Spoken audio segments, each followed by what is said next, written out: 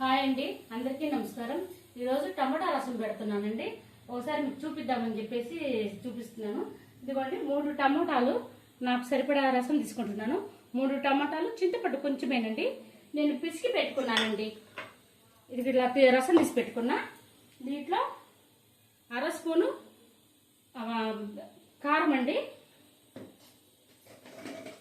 పసుపు. నేను ఆల్రెడీ ఉప్పు వేసి పిసికి పెట్టుకున్నానండి, అంతే.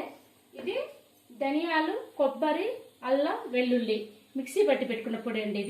ఇది 1 స్పూన్ వేసుకుంటే సరిపోతుంది. ఇంకా ఇంతేనండి. ఆయిల్ పెట్టాను. ఆయిల్లోకి జీలకర్ర, ఎండుమిరపకాయ, చిన్నులపాయ, కరివేపాకు, ఈ 4 ఐటమ్స్ వేస్తున్నాను. తాలింపు గింజలు పెట్టలేదండి నేను.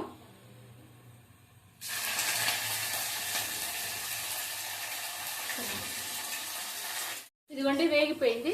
ఇందులో నేను వేసింది జీలకర్ర కాస్త, చిన్నులపాయ, ఎండుమిరపకాయ, కరివేపాకు అండి. వేగిపోయింది.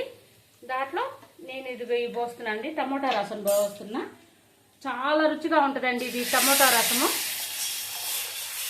ఇది 2 పొంగులు రానిద్దామండి, చాలా బాగుంటుంది. కొత్తిమీర వేసి ఆఫ్ చేసుకుందాం. బాగా తెరిలిపోయిందండి, కొత్తిమీర వేస్తున్నా. ఇంతేనండి, ఆఫ్ చేసుకోవడమే. ఈ చారులో పొడి మాత్రం అండి, ధనియాలు, ఎండు కొబ్బరి, అల్లం, వెల్లుల్లి వేసి చేసి పెట్టుకుంటాను. ఈ చారు కోసమే చేసి పెట్టుకుంటానంటే చాలా టేస్టీగా ఉంటుంది. నచ్చితే మాత్రం లైక్ చేయండి.